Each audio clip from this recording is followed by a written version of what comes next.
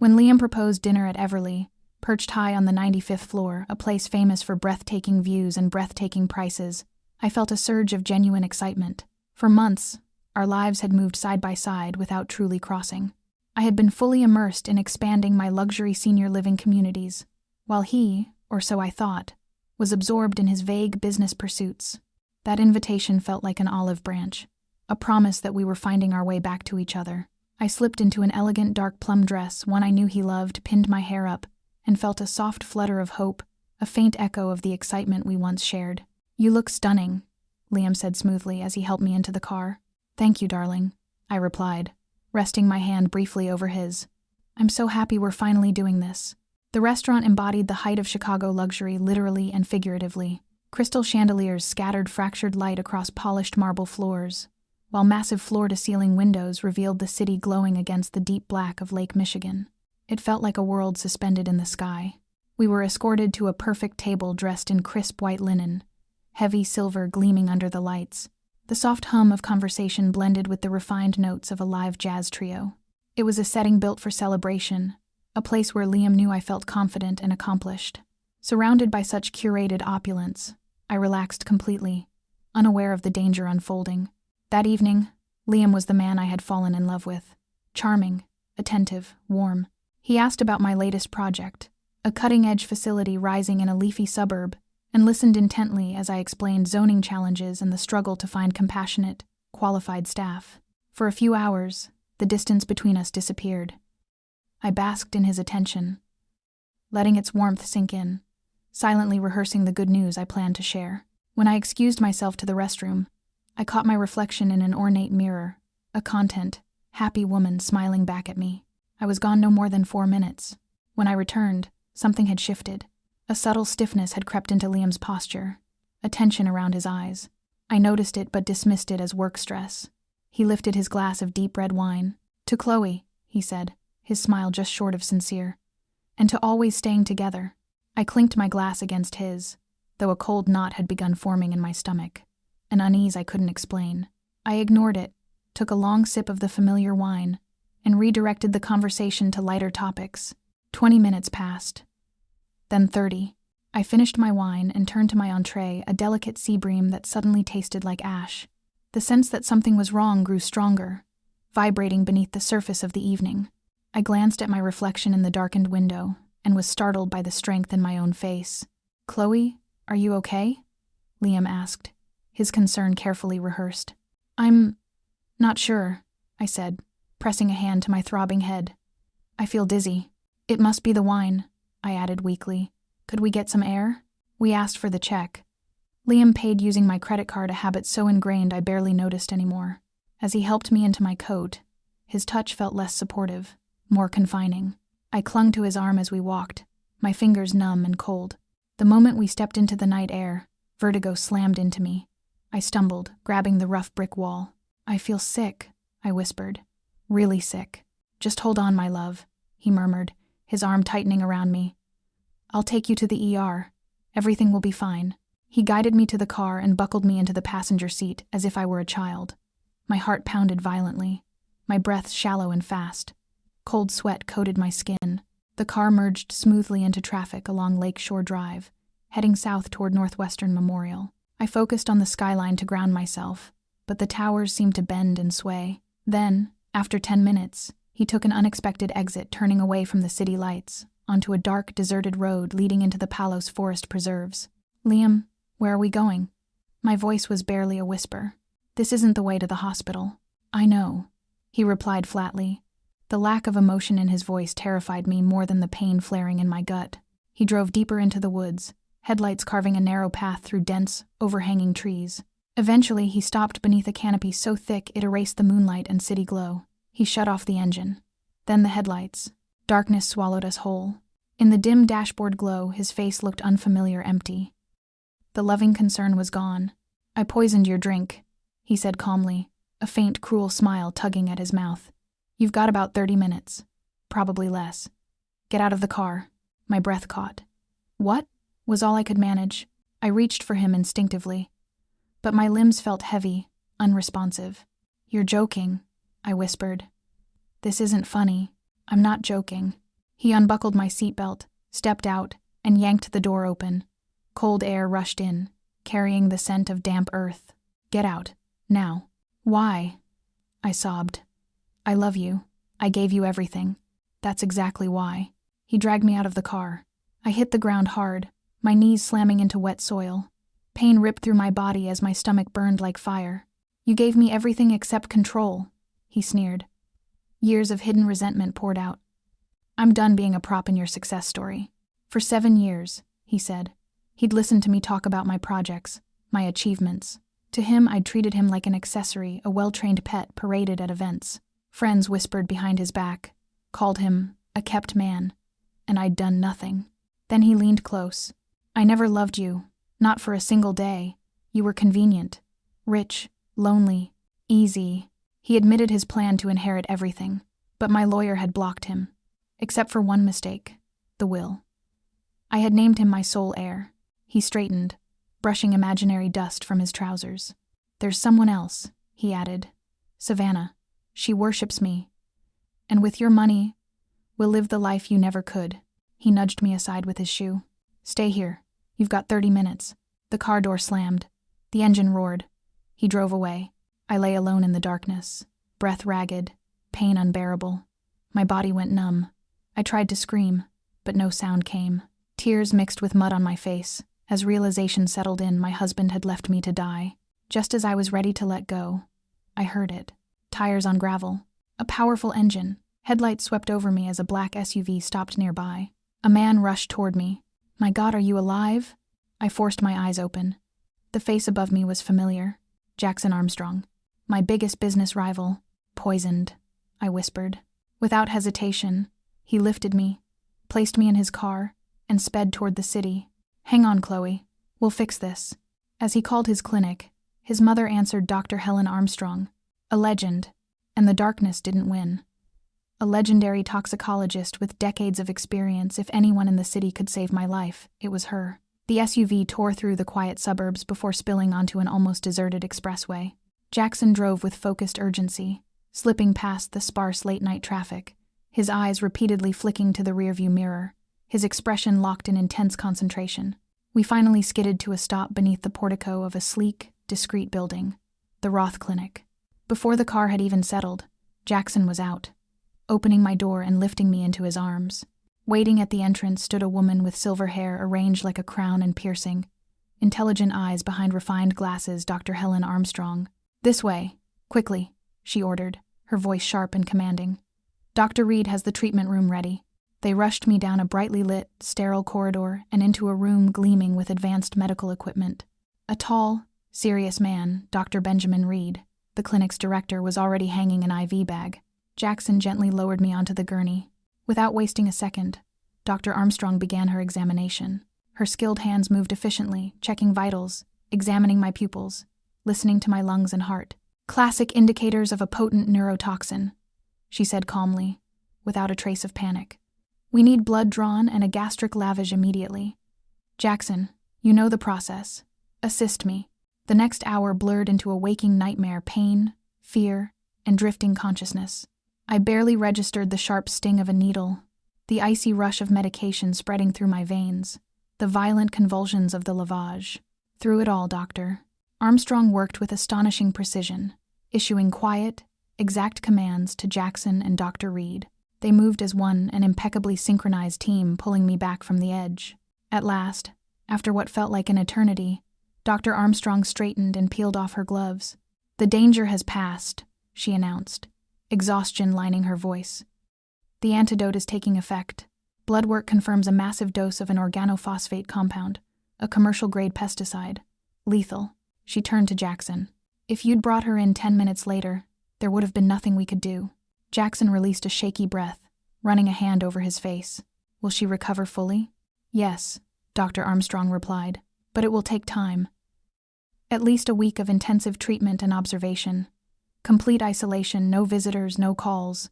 And under no circumstances can her husband know she's alive or here." "I'll handle it," Jackson said grimly. Dr. Reed nodded. "She won't be entered into our official patient system. To the outside world, she doesn't exist." Dr. Armstrong sat beside my gurney and took my hand. her touch unexpectedly gentle. "Can you hear me, my dear? You're safe now. We saved you. Your only responsibility is to rest and heal." I squeezed her fingers weakly. The best response I could manage. Tears of pure relief streamed down my temples. I was alive. Against every odd, I was alive. 2 days passed in a medicated fog. When I finally surfaced, I stared up at a stark white ceiling. By the window sat Dr. Armstrong, calmly reading a medical journal. "Don't move too quickly," she said softly. "You're still very weak." "I'm alive," I whispered, the words feeling unreal. "You are, and you'll stay that way," she said with a reassuring smile.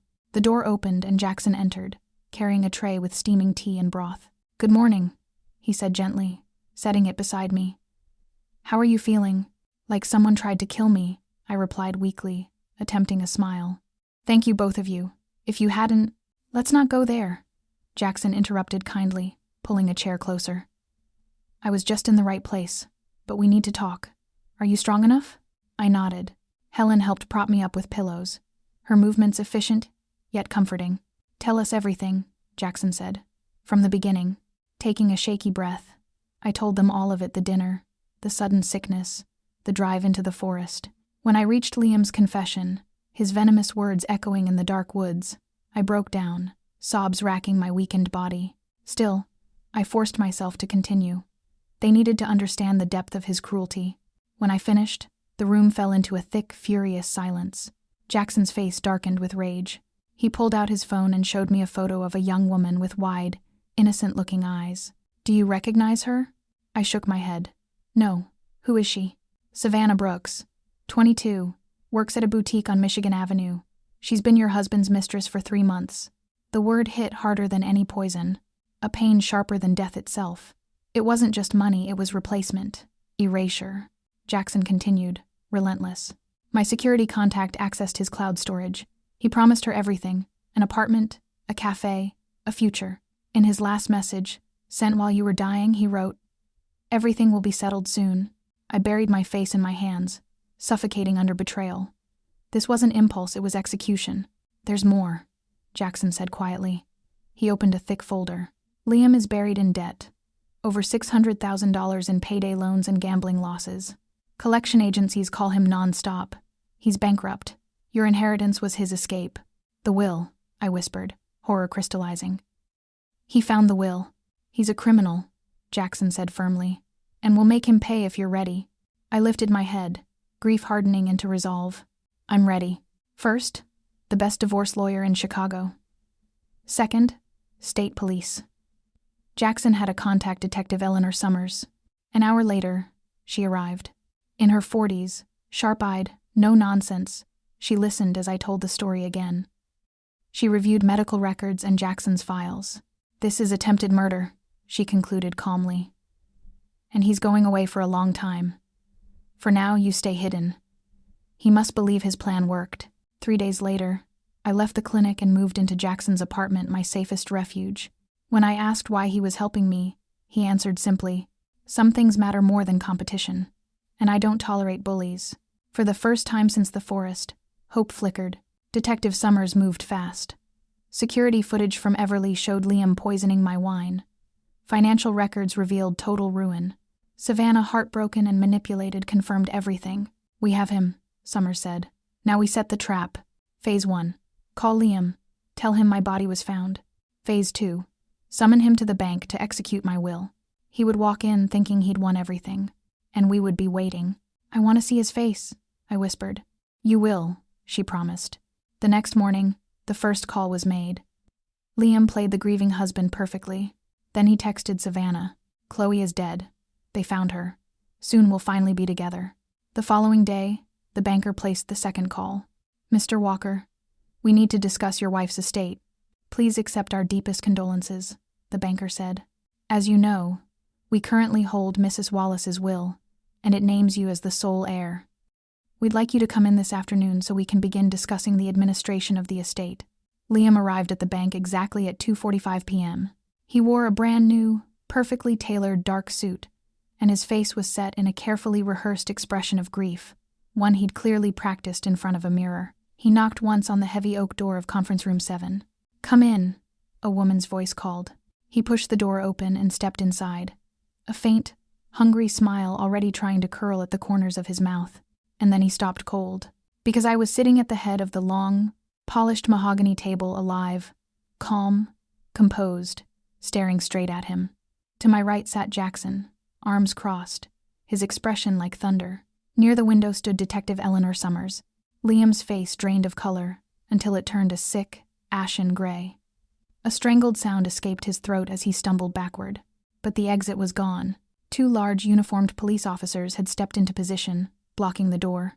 What is this?" he choked out, eyes locked on mine in horror. You're alive. How?" "Liam Walker," Detective Summers said, stepping forward and flashing her badge, her voice ringing with authority. "You are under arrest for the attempted murder of your wife, Chloe Wallace. You have the right to remain silent. Anything you say can and will be used against you in a court of law." His knees wobbled. He grabbed the back of a leather chair to keep himself from collapsing. "No, this is a mistake," he stammered. "A misunderstanding. A complete—" I stood slowly and walked toward him, holding a thick folder. When I reached him, I pressed the documents hard against his chest. "This," I said, my voice cold as ice, "is the petition for divorce." I didn't blink. "On the grounds of attempted murder, systematic fraud, and adultery. And under our prenuptial agreement, you receive nothing, not a cent, not a single thing." Seeing him there so confident he was about to become rich from my death was one of the most nauseating moments of my life. Looking back, was handing him those divorce papers and watching his world collapse the most perfect revenge? Or should I have screamed, "Tell me what you think." "Chloe, please," he begged, his voice thin and pathetic. He reached for me, but the officers were already on him, seizing his arms and wrenching them behind his back. "I was desperate," he cried. "The debts I wasn't thinking. I didn't know what I was doing." "You knew exactly what you were doing," I snapped, rage shaking my voice in a way I'd never heard from myself. "You researched poisons for a week. You poured it into my wine. You drove me into the forest and threw me away like garbage to die." I stepped closer. "We have the footage from the restaurant, Liam. We have your disgusting messages to your 22-year-old girlfriend. It's finished. It's over." His shoulders sagged. The arrogance, the charm, the rehearsed confidence, all of it drained out of him, until there was nothing left but a hollow, broken man. "Forgive me," he whispered, eyes darting around the room, searching for sympathy and finding none. "I love you." "No," I said quietly, leaning in so he could see the contempt in my eyes. "You already told me the truth in the forest. You never loved me. You loved my money. You loved the lifestyle." I held his gaze. "You underestimated me, Liam. You thought I was weak, disposable. You were wrong." The metallic snap of handcuffs echoed in the silent room. As they led him out ruined and disgraced, he glanced back at me one last time, his face twisted in desperate pleading, but I had already turned away. To me, Liam Walker didn't exist anymore. He died in my mind the moment he revealed the monster he truly was in that forest. When the door finally shut, my body trembled. My legs gave out, and I sank into the nearest chair. Jackson was beside me instantly, his hand steady and warm on my shoulder. "It's over," he said softly. "You did it, Chloe. You're unbelievably strong." I couldn't speak. I only nodded. Tears streamed down my face, but for the first time in months, they weren't tears of pain or fear. They were tears of relief. Release. Freedom. The criminal trial began 3 months later, dominating the Chicago news cycle. Liam hired an expensive, smooth defense attorney and tried to sell the public a story of a tragic accident, an awful misunderstanding. But Detective Summers' evidence was airtight. Dr. Helen Armstrong's medical report, the restaurant footage, the humiliating chat logs with Savannah Brooks, the meticulously documented proof of his financial collapse. Together, they painted one undeniable truth: guilt. I attended every day. I sat in the front row, calm and still, listening as witness after witness dismantled Liam's lies piece by piece. Sometimes our eyes met across the courtroom. In his, I saw a pathetic blend of fear, anger, and self-pity. And in me, nothing. This man, this stranger, had no power over me anymore. When Savannah Brooks took the stand, she looked fragile and pale, her eyes swollen from crying. In a trembling voice, she described the relationship, the promises, the manipulation. Afterward, she found me in the hallway. "Mrs. Wallace." "I'm so sorry," she whispered, unable to meet my eyes. I swear I didn't know. If I had known what he planned, I looked at her, this young girl who was barely more than a child. Another pawn Liam had used, and I felt pity, not anger. I don't blame you, Savannah, I said softly. You're his victim too. He used you like he used me, just for a different purpose. Let this be a painful lesson. She finally looked up, tears overflowing. I will never be involved with a married man again, she said. Never, I've learned. Take care of yourself, I replied, briefly touching her arm. And be careful who you trust. At the end of September, the jury returned its verdict, guilty on all counts. Liam Walker was sentenced to 9 years in a maximum security prison. His face went pale, his mouth opening and closing soundlessly as the judge spoke. But the bailiffs were already escorting him away, out of the courtroom, and out of my life forever. Outside, the air was crisp with autumn. Yellow and red leaves drifted down, carpeting the sidewalk in gold. I shut my eyes and breathed deeply, feeling the last remaining weight finally fall from my soul. It was finally over. Jackson stood by his car, as he had every day of the trial. His steady support had been my anchor. Over those intense months, we'd formed something powerful, mutual respect forged in crisis. Congratulations, he said warmly as I approached. Justice was served. Because of you, I answered, my smile coming naturally for the first time in what felt like forever. If not for you, I wouldn't even be here. I think fate played a part, he said, opening the car door. So, where do we go now, Chloe? The divorce was finalized even before the verdict. Thanks to the prenup, Liam received nothing, absolutely nothing. I revoked the will immediately and had a new one drafted. My company, Wallace Senior Living, survived because my deputies kept operations steady while I recovered and stayed hidden. A month after the verdict, Jackson and I met for dinner. Not at Everly, never there again. Instead, we chose a bright, cozy restaurant overlooking the glittering lights of Lake Michigan. I have a business proposal, he said after we ordered. I'm listening, I replied, intrigued. Our companies fit together naturally, he said, leaning forward. You run the best senior residences in the state. I run a network of private clinics and medical centers. What if we combined strengths? A vertically integrated system from outpatient care to long-term living, a full cradle-to-grave network. I considered it. The idea wasn't just good, it was brilliant. It could transform the industry. That could work, I said slowly, my instincts returning. But every detail must be perfect. Financial model, management structure, responsibilities. Of course, he smiled, eyes shining. My legal team already drafted a preliminary framework. We can meet next week and start shaping it. Agreed, I said, feeling my old ambition spark back to life. Over the next weeks, we worked relentlessly. Meeting several times a week, sometimes stretching late into the night. We debated, argued, refined, and always found a solution. Dr. Helen Armstrong joined often, offering invaluable guidance on medical integration. And slowly, the business partnership shifted into something else, something quieter, deeper. Jackson started inviting me out concerts at the symphony, avant-garde plays, long walks along the lakefront. I found myself saying yes. And each time, the ice around my heart softened a little more. He was intelligent, attentive, and genuinely kind. He listened. With him, I felt safe without feeling controlled, protected without being trapped. One evening near the Adler Planetarium, with the entire skyline stretched before us, Jackson stopped and turned to me. I don't want to rush you, he said seriously. You've been through unimaginable trauma, and you need time. But I have to be honest. I enjoy every moment with you, and not just as a business partner, he swallowed. I'm falling for you. My heart kicked harder. I felt the same pull, the same undeniable gravity, but fear rose quickly. I feel it too, I admitted. But I'm scared, Jackson, terrified of trusting the wrong person again. I understand, he said, taking my hand. And I'll wait as long as you need. No pressure, no demands.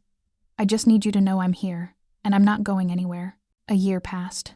Our joint venture, Armstrong Wallace Health, flourished beyond anything we imagined. 3 new integrated medical centers opened, and we were already planning expansion into neighboring states.